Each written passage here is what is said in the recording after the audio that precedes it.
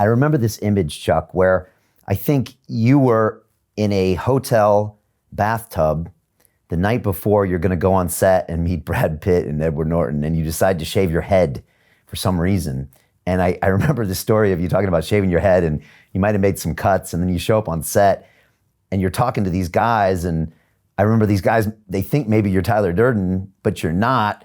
And it was just a weird experience to be the writer on the set of this Hollywood movie. I'm just curious, what do you remember about that whole experience?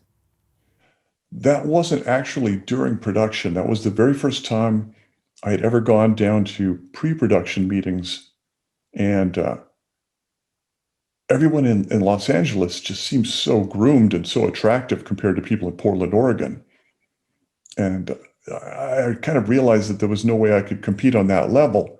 So I just thought I would just, rather than try to have a great haircut, I would just shave my head.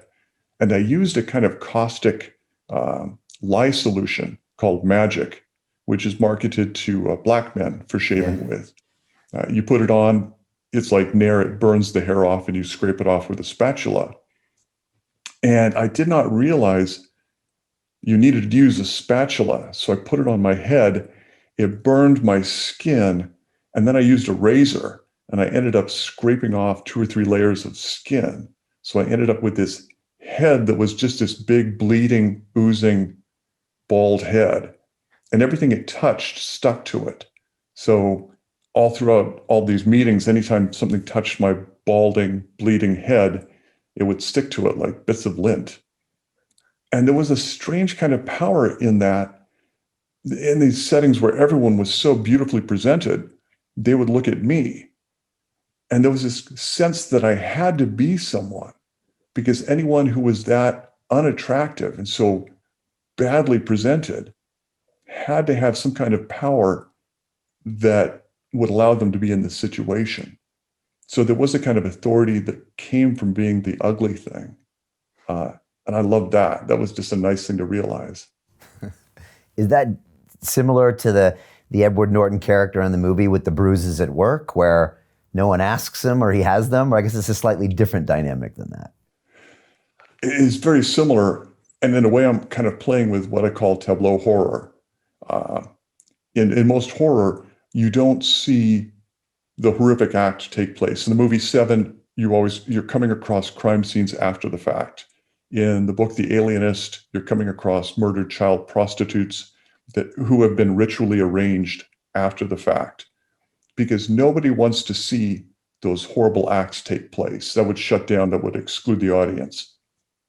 And in the new book, The Invention of Sound, I wanted to do this kind of tableau horror, but I wanted the scream to be the only existing tableau, the only evidence of the violence that took place. So the scream would become kind of an audio tableau that the reader could be with, because the reader couldn't tolerate the actual violence. And in Fight Club, the kind of black eyes and bruised faces sort of reinvents tableau horror and presents it to the world to see whether or not people will even acknowledge it if it's in their midst. Because typically when I had bruises like that, no one in my workplace would ever mention them. And they became culturally invisible because nobody wanted to know the act of violence that had taken place. I actually had one of those experiences. So when I moved to London, I started training in mixed martial arts and jiu-jitsu, and I was working in basically a bank. I was a banker. And a couple times I showed up with some really busted up eyes, and I noticed that no one said anything. And I just had the flashback to your book and the movie, because it was so weird. I literally have a butterfly bandage here, and I'm in a suit, and I'm the only one like that, and no one said anything. It's wonderful. It's just, you realize just how they don't want to know. They don't want to know what your private life is like.